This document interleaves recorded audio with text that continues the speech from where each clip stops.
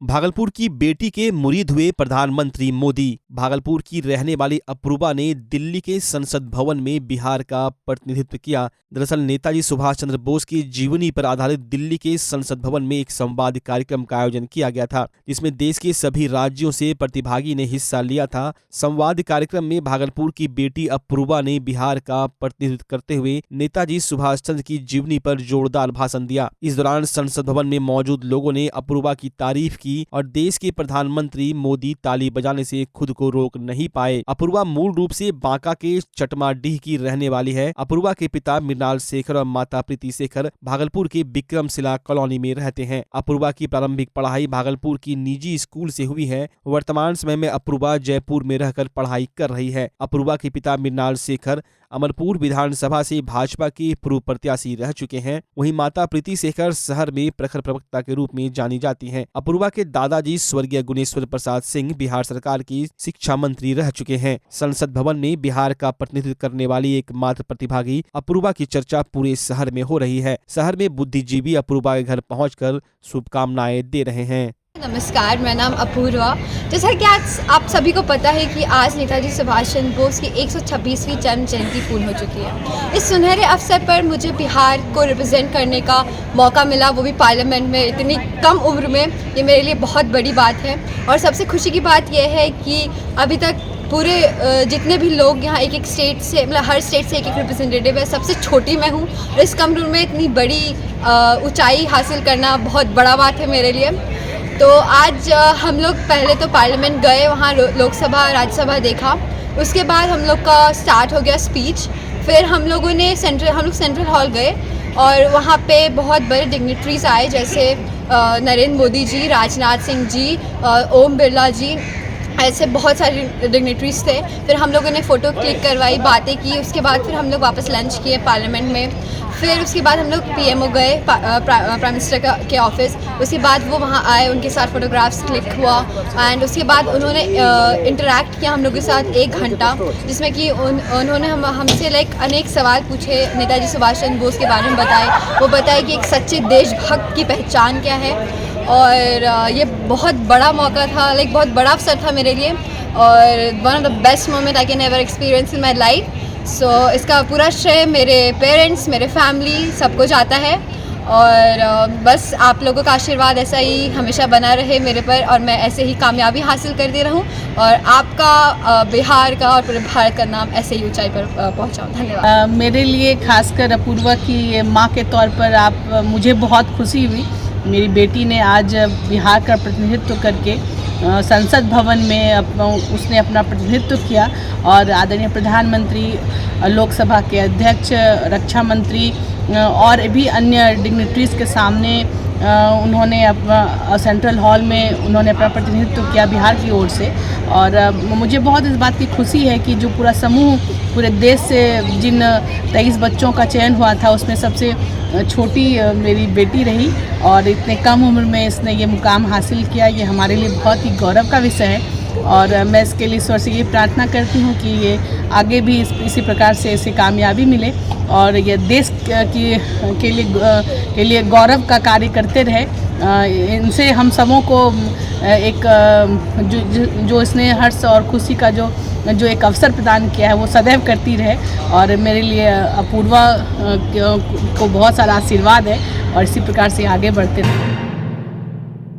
भागलपुर में गणतंत्र दिवस को लेकर तैयारियां जोरों पर चल रही है। 2 साल कोरोना के कारण सभी तरह के कार्यक्रमों पर जहां पाबंदी लगी थी, जिस कारण कोई भी कार्यक्रम नहीं हो पा रहा था, लेकिन इस बार सभी तरह के कार्यक्रमों पर छूट मिलने के बाद सैंडिस कंपाउंड में गणतंत्र दिवस की तैयारी को लेकर फाइनल परेड की तैयारी का जायजा लेने जिलाधिकारी सुब्रत कुमार सेन और सीनियर एसपी आनंद कुमार पहुंचे, जहां उन्होंने परेड का जायजा लिया। जिलाधिकारी ने बताया कि इस बार 11 झांकियां निकाली जाएगी और भीड़ के मद्देनजर भी सुरक्षा के पुख्ता इंतजाम किए गए हैं। फाइनल रिहर्सल का कार्यक्रम आप लोगों ने देखा, सब लोगों ने बहुत अच्छा प्रदर्शन जो है किया है और इस बार पहली बार कोविड के बाद जो है एक तरह से किसी तरह की बंदिश नहीं है, तो इसमें काफ़ी संख्या में आगंतुक भी आएंगे। वैसे हम लोग ऑनलाइन भी जो है पूरे कार्यक्रम का प्रसारण हम लोग कर रहे हैं, यूट्यूब वगैरह पे अवेलेबल रहेगा, डिस्ट्रिक्ट के वेबसाइट पर भी, सोशल मीडिया पर भी। और 11 झांकियाँ इस बार ये तीसरा साल होगा जो तो आप देख रहे हैं कि कोविड के कारण बंद था, झांकियों वगैरह का प्रदर्शन नहीं होता था। तो 11 झांकियाँ भी रहेंगी और जितने भी हमारे प्लाटून्स हैं, ट्रूप्स हैं, जो सब लोग अच्छा मेहनत कर रहे हैं और बहुत अच्छा प्रदर्शन कर रहे हैं। भागलपुर में पॉक्सो कोर्ट 6 पन्नालाल की कोर्ट के द्वारा नाबालिग बच्ची से दुष्कर्म मामले में आरोपी नीलेश यादव को उम्र कैद की सजा सुनाई गई है। गजरेली थाना क्षेत्र में 22 मार्च 2018 को नाबालिग बच्ची के साथ दुष्कर्म कर उसकी हत्या कर देने का प्रयास किया गया था, जिसके बाद पीड़िता के द्वारा थाने में मामला दर्ज कराया गया था। वहीं इस कांड में नीलेश यादव आरोपी बनाया गया था, जबकि एक नाबालिग अभिषेक कुमार को आरोपी बनाया गया था, जिसका मामला किशोर न्यायालय में चला गया था। नीलेश यादव का मामला पॉक्सो कोर्ट में चल रहा था, लेकिन उसकी गिरफ्तारी नहीं हो पा रही थी। पिछले साल ही उसकी गिरफ्तारी हुई थी, जिसके बाद उसकी कोर्ट में पेशी और गवाही के बाद उसे आजीवन कारावास की सजा आज सुनाई गई। साथ ही 2.5 लाख का जुर्माना भी आरोपी को सुनाया गया है। वहीं सरकार को पीड़िता को 10 लाख रुपए मुआवजा देने का कोर्ट ने आदेश दिया है। जो गजरेली थाना में 22/3/18 को दर्ज हुआ था, नाबालिग से रेप करने के बाद उसको जान मारने के नियत से गला पर गड़ासे से काटा गया। लड़की बेहोशी अवस्था में जब थी तो मृत समझकर वो भाग गए थे।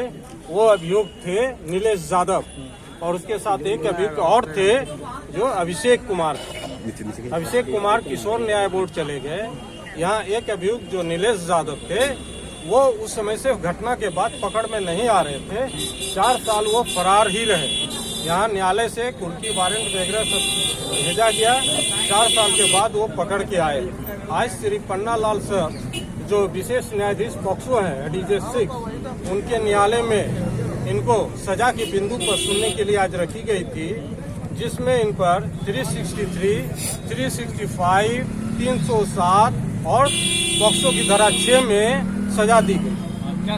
इसमें 363 में 7 साल की सजा, 25,000 रुपया अर्थदंड, 365 में 7 साल की सजा, 25,000 रुपया दंड, 307 में आजीवन कारावास और 1 लाख रुपया अर्थदंड और पॉक्सो की धारा 6 में आजीवन कारावास, मृत्युपरंत शेष जीवन काल तक इनकी सजा बरकरार रहेगी और 1 लाख रुपया अर्थदंड। जितने भी अर्थदंड है उसकी राशि पीड़िता को दी जाएगी। 2 लाख पीड़िता को दी जाएगी। टोटल 2.5 लाख रुपया होता है अर्थदंड। और पीड़िता के सहायता अर्थात चूंकि वो बहुत ये हुई गरीब भी है तो उसको सरकार के द्वारा 10 लाख रुपया मुआवजा राशि हेतु निर्देश दिया। बिहार में शराबबंदी है, वहीं जहरीली शराब पीकर लगातार लोगों की मौतें भी हो रही हैं। सिवान में जहरीली शराब पीने से कल ही जहां 6 लोगों की मौत हो चुकी है, उसके बावजूद भी लोग शराब पीने से परहेज नहीं कर रहे हैं। शहर के बबरगंज थाना क्षेत्र के मोहद्दीन नगर मुख्य मार्ग के एक दुकान के सामने 3 घंटे से भी ज्यादा समय तक एक शराबी बेसुध पड़ा रहा। आसपास के लोगों ने पानी देकर उसे उठाने का प्रयास भी किया, लेकिन नशे में चूर शराबी नहीं उठा। वहीं जब इसकी सूचना थाने को दी गई तब थाना से पहुंची पुलिस ने उसे गाड़ी में बिठाया और थाने ले गई। वहीं आसपास के लोगों का कहना है कि धड़ल्ले से बिहार में शराब की बिक्री हो रही है, जिस कारण लोग शराब पीकर लगातार ऐसे देखे जा रहे हैं। वहीं आम लोग शराबबंदी को लेकर प्रशासन द्वारा उठाए गए कदमों पर भी सवाल खड़े कर रहे हैं। 2-3 घंटा से पड़ा हुआ है यहाँ पे। हाँ, क्या लगता है? लगा दारू किया हुआ है। मिल रहा है शराब? मिलता नहीं तो पीता कैसे है लोग? तो बिहार में नहीं मिलता तो पीता कैसे है दारू लोग? अब पड़ा हुआ है, कोई देखने वाला नहीं। कहाँ कोई देखने वाला? देख लीजिए, आप पत्रकार हैं, देखिए आप, देखिए ना पत्रकार आप हैं। शराब पी के ऐसे रोड पर मिल रहा है। देख रहे ना, पत्रकार खुद ही देख रही है। राष्ट्रीय बालिका दिवस के अवसर पर बेटी बचाओ बेटी पढ़ाओ कार्यक्रम के तहत भागलपुर में बेटी बचाओ बेटी पढ़ाओ विषय पर कई कार्यक्रम आयोजित किए गए थे। इसमें विजेता प्रतिभागियों को जिलाधिकारी सुब्रत कुमार सेन द्वारा पुरस्कार देकर सम्मानित किया गया। जिलाधिकारी ने कहा कि राष्ट्रीय बालिका दिवस के अवसर पर बेटी बचाओ बेटी पढ़ाओ कार्यक्रम के तहत बच्चों को जागरूक करने के उद्देश्य से यह कार्यक्रम आयोजित किया गया था और सरकार की इस योजना के तहत बच्चे लाभ ले, यही हम लोगों का मुख्य उद्देश्य है। इस कार्यक्रम में कई स्कूलों के बच्चों ने भाग लिया था। विकास निगम के तहत ये कार्यक्रम जो है जिला स्तर पर ये आयोजित किया गया और इसमें कंपटीशन विभिन्न स्कूलों में प्रखंडों में हुआ था। तो जिन बच्चों ने अच्छा किया है उनको पुरस्कृत भी किया गया है। और आप देख रहे हैं कस्तूरबा गांधी बालिका विद्यालय की भी लड़कियां जो हैं वो आई हुई हैं। तो बहुत अच्छा माहौल है और बहुत अच्छे तरीके से इस प्रोग्राम को आयोजित किया गया है। कई सारी स्कीम्स जो हैं माननीय मुख्यमंत्री जी ने शुरू की हैं, जिससे कि जो है काफ़ी फ़ायदा जो है वो लड़कियों को मिल रहा है। चाहे वो 1/3 से ज़्यादा नौकरियों में आरक्षण हो, स्टूडेंट क्रेडिट कार्ड हो, मुख्यमंत्री कन्या उत्थान योजना हो, या स्कूल्स में जो सुविधाएं मिलती हैं। और इसी का परिणाम है कि अब कोई भी नौकरी हो, चाहे वो group C, group D, constable, DSP, deputy collector, तो आपको काफ़ी संख्या में जो है वो महिला कर्मी पदाधिकारी आपको देखने को मिलेंगे। ये जो माननीय मुख्यमंत्री जी ने जो प्रयास शुरू किया था, या जो जीविका जो पूरे एक आंदोलन के रूप में है, तो उसका असर देखने को मिल रहा है। काफ़ी बच्चे भी जो हैं, लड़कियां उत्साहित हैं। तो मैं इस कार्यक्रम के सफल आयोजन के लिए मैं पूरी टीम को धन्यवाद भी देता हूँ।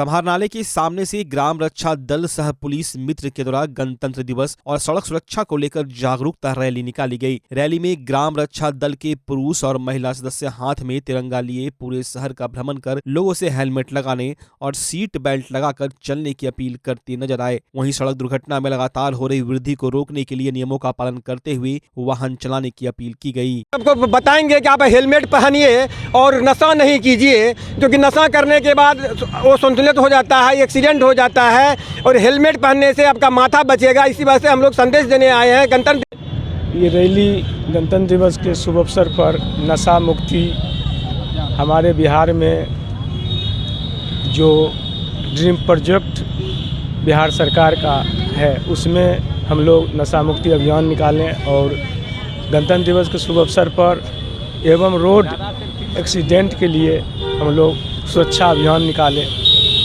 और भागलपुर के बरारी थाना क्षेत्र के सुर्खीकल झोपड़पट्टी मिश्रा टोली में नशा मुक्त समाज बनाने को लेकर बरारी थाना और जनता के बीच एक अहम बैठक रखी गई, जिसमें पूरे बरारी समाज को नशा से मुक्ति दिलाने पर चर्चा की गई। एक तरफ जहां समाज के कई गण्यमान्य लोगों ने अपनी बातें रखी, वहीं दूसरी ओर प्रशासन ने भी स्वच्छ व स्वस्थ साथ ही नशा मुक्त वार्ड बनाने की बात कही। भाजपा नेत्री बबीता मिश्रा ने लोगों से अपील करते हुए कहा कि अपना भागलपुर को पंजाब ना बनाए। जिस तरह पंजाब में युवाओं में नशे की लत है, उससे यहाँ के युवा दूर रहे। उन्होंने कहा कि यहाँ के 90% महिलाएं किसी काम में बढ़ चढ़कर हिस्सा ले रही हैं। उम्मीद हमारा वार्ड व समाज नशा मुक्त बनेगा। वहीं कार्यक्रम के दौरान गाँव के धनंजय यादव, फंटूस कुमार सहित दर्जनों लोग मौजूद थे। इसमें तो हम ये बोलना चाहेंगे ना कि ये कदम तो पहले ही उठ जाना चाहिए था। जिस हालात में ये भागलपुर है, जो दूसरा पंजाब बन गया है, तो कोई तो ये मुद्दा उठाया नहीं है। मेरे वार्ड का जो फंटूस है, वो एक मुद्दा उठाया साथ साथ, और वो भी नशा को लेकर के जो कितना घर बच्चा बिगड़ रहा है, इस पर कोई आवाज़ नहीं उठा था आज तक भागलपुर में।